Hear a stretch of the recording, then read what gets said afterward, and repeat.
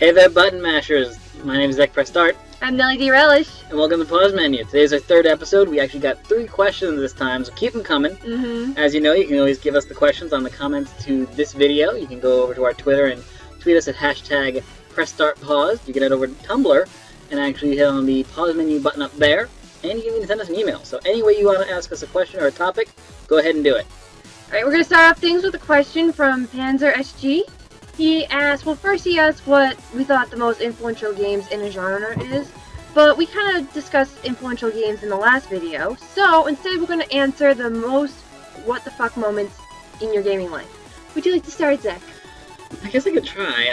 I actually have like 2 different types, because maybe what WTF moments in a game, there's like 2 types to it. There's the most like gruesome moment, or just this, like, what the hell am I looking at moment, and then there's the most mind-blowing moment to me, like the most entertaining or the most impressive moment in the actual game. And that's the 2 that I like. So my first one, I'm gonna have to go with Dead Space 2, when you have to stick the needle in Isaac's eye. At least the part when you fail, but even the whole moment is just like, don't tell me I'm doing this. No. What the fuck? And it's just that whole moment of just that tense moment where you're kind of like lowering that needle to your eye, and he starts spasming, and that eye just starts jumping around. You know you're gonna screw up.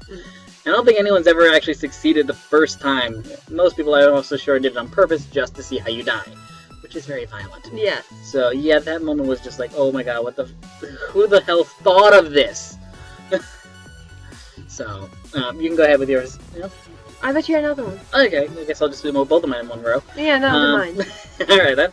My other moment was just the oh my god best moment, which was actually from Metal Gear Solid, the very first one for PlayStation 2, I believe it was, when you actually went up against Mantis. He was apparently a psychic, was his ability, and in this entire game, so far, you're playing as Metal Gear Solid, as Solid Snake.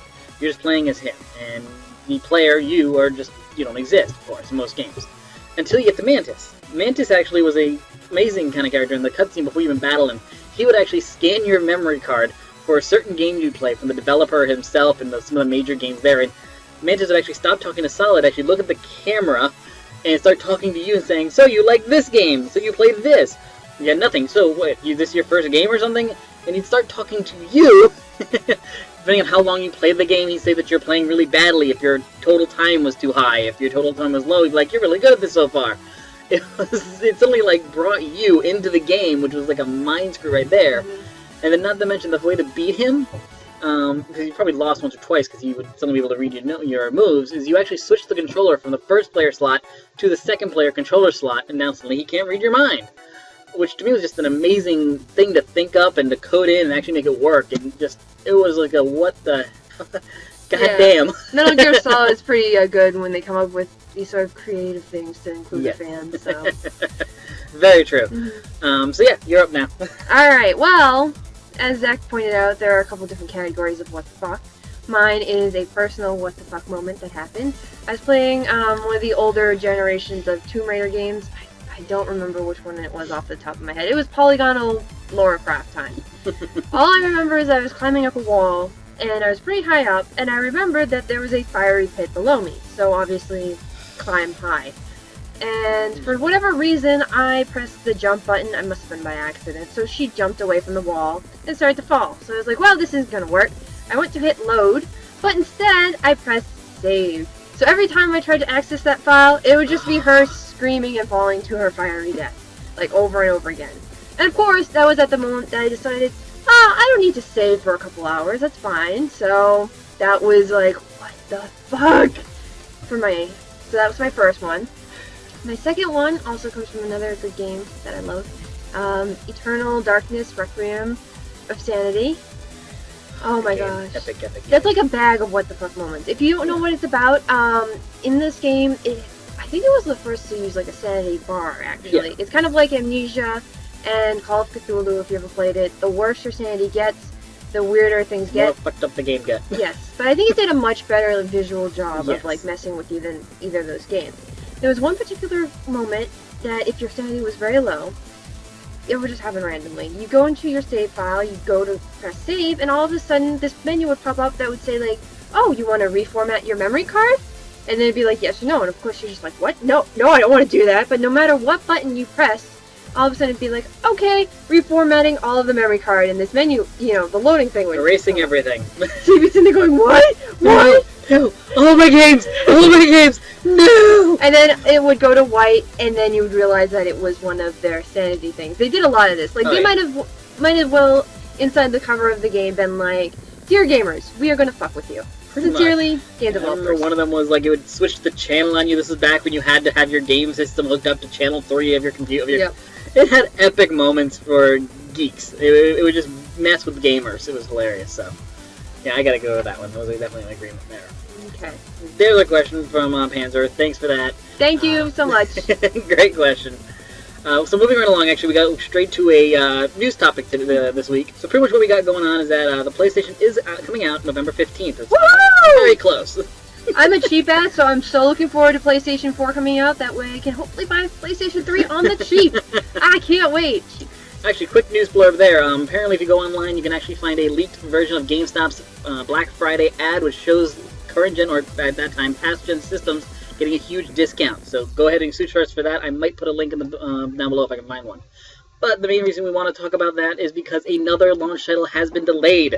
Drive Club, I believe it's called. Drive Club, not Driver Club. Drive Club. Drive Club has been delayed until early of 2014. That was another exclusive launch title for PlayStation 4. Yeah, so all of them seem to just be pushed back for whatever reason. It's tough. It's the new gen. It's the new technology. So apparently they must be having some issues. So not much you can do on that. So pretty much what I want to do is just go again and give you guys a quick rundown of the games that are coming out, what their kind of genre is. Maybe not go too deep into them unless you actually like the game and maybe looking forward to it. But just so you do remember what games are coming out, what games are exclusives, what are redos, and all that fun stuff, just so you can now actually know what is coming out. Okay. Of course, just to clarify, this is still subject to change. Yeah. We still got several weeks to go, so at any given moment this could change, so do not take our word for hardcore fact. Alright, first off we have DC Universe Online. This is an exclusive title. They used to have an older version of DC Online. I don't remember what it was called. We didn't really check it out that much, but I'm excited. You get all your nice DC characters in there. There won't be playable characters, obviously, but at least they will be available in the universe, so, yeah. And you can make one that's based on one, of course, and just take their powers. It's always fun. For me, I'm going to mention Killzone. It's an incredible gun-based game. I believe that on the PlayStation main system, it's a first-person shooter. On the portable, it was a third-person. That's the one I played, which was really fun, so I can only give props to the first-person. Fortunately, I haven't had a Sony myself, so I really haven't been able to actually play it, but it looks awesome. This is actually a crazy game. It's coming out at a 50-gig download, so luckily they are doing a play while you download, so that should be able to help out with that little negativity there, but we have Tiny Brains exclusive. It's sort of a co-op puzzler. You get to team up with your friends and take on some puzzles. Yeah, not much really to go into it. It's just it's co-op puzzler. That's about it, so maybe we'll play it. Who knows? That'd be pretty awesome. If we can get our capture cards and we can play it. Yeah, that could be kind of fun. Who knows? There's also another one coming out called Knack. This one actually is kind of one that's being kind of looked at as a good game to come out. Think Katamari, but instead of rolling around the ball, you are the ball in a way, because you're a creature that can actually absorb the stuff around you. Like if you break an icicle thing, you actually become part ice. If you take down logs and catch yourself on fire, you become a fiery thing, and your attacks are based on that. Alright, next one up is War Thunder. It's a new one from the War Thunder series. It's exclusive. It's a plane shooter. I don't really like shooters, so I'm sorry, guys. Sorry, guys. Neither one of us do. I don't care for those. Yay! Exactly. Yay! Flying in the air, shooting things. Next one is Warframe. Now, the key to this one is that it technically is going to be a kind of a re-release. It was out in March on the PC, but apparently it's actually going to be a PS4 exclusive. They're not going to release this for the Xbox 360 as well. It's just a PlayStation 4 game. So it's kind of a release, but it's kind of an exclusive as well. So I'm putting it in this category. Last but not least, for the exclusive items is the Playroom Basic Game Creator, which comes free with the system. Yeah. Kind of think of like it as Gmod, basically. You don't get to make anything like amazing, or you're not going to make the next Mass Effect, but you can make a few little mini maps and have fun with friends. You can test out certain game mechanics and stuff, and they're giving it for free. So you might not have to buy a game right off launch. Your friends can just play on this for a while, making yourself fun little knick-knack games. I guess, maybe. Yeah. So our next category of games, we just kind of had one that was kind of on its own because I really didn't know how to explain it. It's not an exclusive, but it's not really a re-release. It's another alternative. NBA 2K14 is actually out for PlayStation 3 and Xbox 360. What they're doing is bringing out a game version called NBA Live 2K14, which is the PS4, Xbox One exclusive styling, meaning better graphics, better stuff, all that fun stuff. Ooh, pretty. Pretty much. And then for re-releases, first off, Just Dance. It'll be okay. I love the Just Dance games. They're amazing to me, and I don't think I don't know if we'll get it on the PS4, but I will definitely have it on the Wii. So I'm excited. Like you said, as soon as she gets a capture card, she's gonna make me play it. So you know you want to see it, people. Yep, we're working on it. Next one with the re-releases is Battlefield 4. That should be already out by the time the next-gen systems come out. There is rumor that it might be getting pushed back to the 29th. It's Nothing confirmed yet. They were considering it. They haven't said they're doing it, but it is being considered that they might put it back a little bit depending on how the beta went and what they find. So, yeah, what can you do? Exactly. We also have Call of Duty Ghost, which will be a re-release also November 5th. Is the original release date. I don't and really then they're going to release it on the 15th for the PS4. Yeah, I don't really have anything else to say about it. Again, It's being rumored as a really good game, almost because of the dogs and things like that. I think there's one with the dogs in it. Yes, it is. It's adorable. That's all I know about it, but I don't really... I'm sorry, guys. I don't play it. I'm sorry. Alright, next one. FIFA 14, of course. FIFA 14, of course, is already released for the PlayStation 3 and the Xbox 360. It will be re-released on the PlayStation 4 launch. And then we have Lego Marvel superheroes. Those are my favorite. You get to play all your favorite Marvel superheroes. X-Men, Spider-Man, Iron Man. What's your favorite Marvel then? Deadpool. Okay. Yeah. He's hilarious. I don't know what you had to talk about, but he's pretty hilarious. Oh, Rogue. Rogue is really good too. Okay. Don't get me started. Got it. We also have Madden 25 coming out with a re-release again. They already are putting it out for the original systems, and they're giving you the upgrade to the 4 and 1, I guess. That just sounds so weird. Yeah. Anyway, moving on. And then we've got Minecraft, our baby. Maybe we'll get to see Squiggly and some better graphics. Actually, Minecraft doesn't have better graphics. Maybe don't do that. Maybe. Who knows? Maybe when we get a high def picture. Anyway. Last one we got on the list, which of course we saving the best for last, AC4. Assassin's Creed 4 Black Flag is still definitely launching on release date for the PlayStation 4. So excited for it. I'm really looking forward to that game. I've watched all the videos about what they're doing and stuff. It looks like it's going to be the main game that people are going to buy with it. I just want to throw in that I don't know what to think. I mean, yes, the guy is good looking. I know all the females out there are saying that, but I can't say anything because he's here and he doesn't want to spoil anything for anybody out there, but I was a little ticked off at the ending of the last game. I was like, why? I actually can give you guys a quick bit of news about that as well, then, because there's something behind that. They actually did release some information about the real world of Assassin's Creed 4, because of course in the other ones you can sometimes play as Desmond. In the real world of Assassin's Creed 4, you can either take 20 minutes in it, and that's about it, just to get into the game, and just look around, or you can actually spend up to like several hours of gameplay to hack computers, steal, and navigate through the world to actually learn a lot about why we're playing as this character, even though Kenway is actually the grandfather of Connor, apparently, according to the timeline. So this is why we're going to be the actually taking part of the real world will actually give you reasoning as to why they went technically backward in the timeline. So I can't even answer that now. Never mind. Let's keep going. Yep, moving right along. So we got another question. This one actually came from Tumblr via the anonymous system. Anonymous people. Yes, they don't for some reason want us to know who they are, so we get some interesting questions there. This one actually, at first I was tempted to say no to it because I was like, what the hell kind of question is this? But we can take on the tough ones. But we will take it on. We will answer pretty much any question as long as it is appropriate. This question came anonymous. It was, what is your favorite fantasy fruit? I'm going to let you start this one. Damn it. I knew we were going to do that. I started the first one. Alright, so for mine, comes from The Sims 3. It is the live fruit, coming from the original game. With this fruit, you can grow it, and if you eat it, you can take a day away from your lifespan. Where can we find those in the real world? Yeah, I wish, right? You can also cook some amazing, fantastic meals, including ambrosia with it. And this was really cool in the original thing, because this was before you could move around every life stage to set your desired thing. Because if you had everybody... The add-ons. Yes. It was the only way to mess with your lifespan.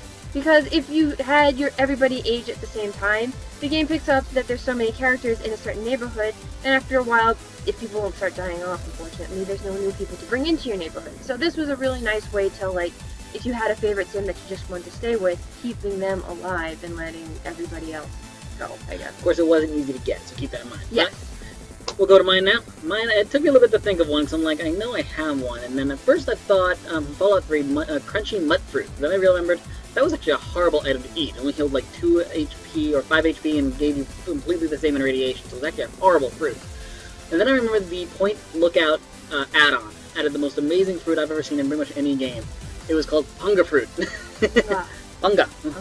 There's Punga fruit. This fruit was amazing. It could heal you 15 health points, and not only did it not give you radiation, it actually purified you 2 points. So this was a fruit that could actually purify your body, which was amazing. And not only that, this fruit had its own perk. You could have Punga power, which increased the amount of healing potency that this fruit had. So it was a freaking amazing fruit. I remember just stocking up on the damn thing when I went to that world.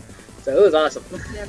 I just wanted to point out that this was definitely a hard question. The first thing that popped into my mind is my favorite fantasy plant of all time, and that is Audrey number 2 from Little Shop of Horrors, Little Shop of Terror. Focus. No, it's awesome.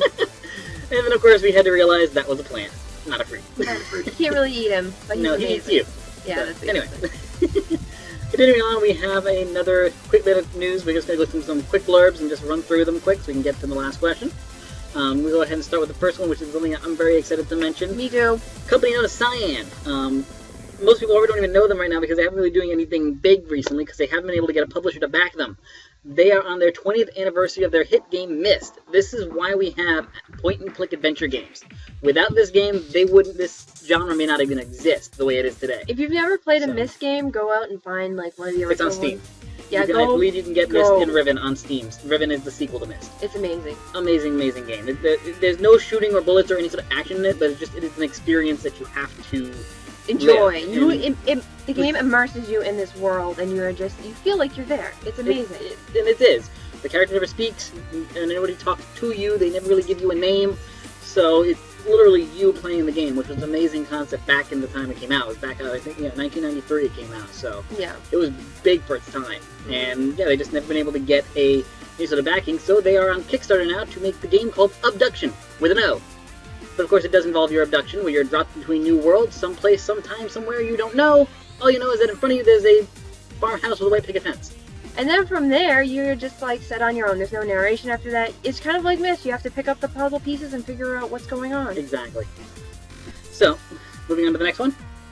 The original GTA designer has come out and said he wants to rebuild the first GTA game in 3D. That could be interesting. That could be very interesting. Now, really, you don't remember the originals? This was a top-down view. This was long before you actually followed somebody behind the head and did a lot of things. You actually top-down. It was more of an arcade-style game where, you died repeatedly. So another little bit of information that's very interesting to me to hear this, and I'm not really sure what it's going to mean for sure yet. I'm going to keep an eye on it to see what exactly their point is on this. Square Enix has actually put together a Final Fantasy quality control board, they're calling it. It's like if you don't make the cut, they just like take the character out back and shoot it, and that's the end of it. Seems like it. But I think their idea here is to try to avoid anything that could taint the Final Fantasy universe like they have been. I'm sure one of the biggest reasonings for this was because of the Final Fantasy 14 flop, and they want to make sure they avoid things like that as well, and they don't want another Final Fantasy 13 first release. Not to say that the last one may not be better. But this quality control board actually has several members from the Final Fantasy, which is the main thing. Just so I can random off in case you've recognized the names, you got Yoshinori Kitase, Hajime Tabata.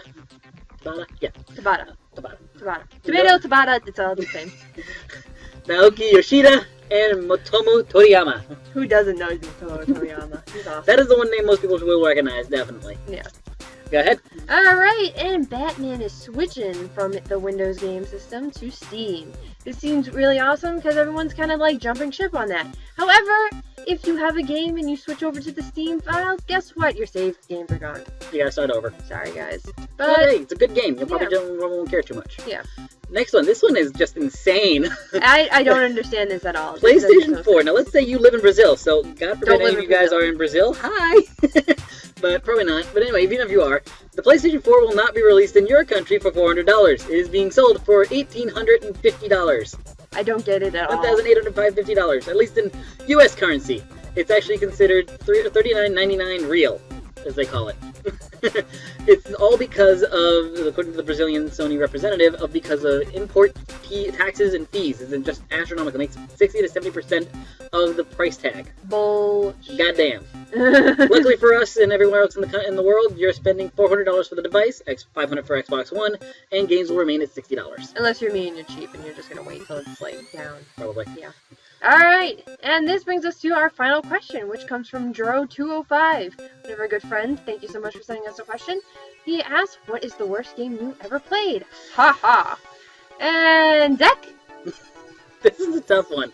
Because I usually do a little good amount of research before I actually buy a game. So I've been able to avoid a lot of the ones that I've heard are just extremely bad, do not touch. Not to say that I haven't had bad games or just bad games for me or bad experiences. I have two things I want to mention. One game for me that was a bad game to play was Rumble Roses. It was one of the launch titles to the Xbox 360, and it looked so just odd. I was like, I gotta play this just for the hell of it. And I was working at a game company. I was working at a game company, and I could get it for free. I could actually borrow the game for a couple days to play it out. And I'm glad I didn't buy it. I only had it for 2 days because I returned it the very next day. Because it literally was just girls trying to fight each other, and the only reason you played for it was to see them in bikinis. Yeah. And it was not the best graphics yet because, again, the launch of 360, so we hadn't really extended the full capabilities of what the Xbox 360 can do yet, so this just looked like crap. So I didn't like that. And my other thing I just want to point out was just worst moment ever in a game that almost made me not want to keep playing it was just Raiden in Metal Gear Solid 2, where he ran around naked. That was just, oh god. I would just like to point out that this was a very good coincidence that he brings up one game which is just dedicated to showing boys giant boobies, and then another game where it's a naked guy. I mean, for me as a female gamer, I've been dealing with having to deal with scantily clad women for God only knows how many years in games. So, welcome to my world of almost nakedness. We'll have to talk about that some other time, definitely. So, this is interesting. We should probably talk about some episodes. So, hands off to Metal Gear for actually having the balls to do that. This is the same company right now that's getting flack for the new female character in their newest game, where he is actually saying, you will feel bad for ragging on me for this. Even though this girl is literally like running around the world in like a bikini or lingerie. So, he's the same one who did this with Raiden. So I gotta give him props to think that he might have a reasoning behind it. At least that's just my thought on it. So. Yeah, I don't know. But anyways, for me, the worst game that I ever played, I don't know if there's a lot of terrible games out there, but for me, I heard about this game called Malice. You probably are like, what game is that? I think it came out during the PlayStation 2 era. And the thing that was cool about it is that it was going to feature this, like, gothic Lolita girl with a giant mallet named Malice. And she was going to be voiced by none other than Gwen Stefani from No Doubt. So I was super excited because I was like, I love Gwen Stefani, I love No Doubt. She's going to have a video game, this is going to be awesome, I can't wait. And then I get it, and it's total crap. So I was bummed out completely. So for me, just because of my personal attachment with like what was going to happen with that game, yeah, that was disappointing. Yeah. Well, man, I saw the box cover of that game and I thought it looked interesting. I'm apparently glad I didn't buy it then. Yeah, the controls were just awful. And it was just boring and repetitive. So. But that is it, guys. That is our episode. Thank you so much for everyone who wrote us questions. If you guys want to have your questions featured on this video, please remember to try and do hashtags, comment, or just email either one of us. Yeah, definitely. Like, I'll have the annotations all around us like I did on the last episode, so use any of those, ask us questions, and stop flicking your finger around. Well, the annotations are here. Yeah, they're going to be distracting. They're not going to be able to see it. They're going to be following the finger. Thanks for joining us today. So, yeah, thank you so much. Leave a comment on this video. Like I said, if you want to ask a question for next video, or just tell us what you think about the video. Give us a like if you liked it. Add it to your favorites so you can show it to your friends. And hey, there's a red button up there. Subscribe! I know. It's a really great button. It lets you know every time we put out a video. And it helps us out greatly. All three of those things help us out. So, see you guys next time. Bye, guys! I'm Zach Press Start. I'm Nelly D. Relish. Keep pressing those buttons. Later.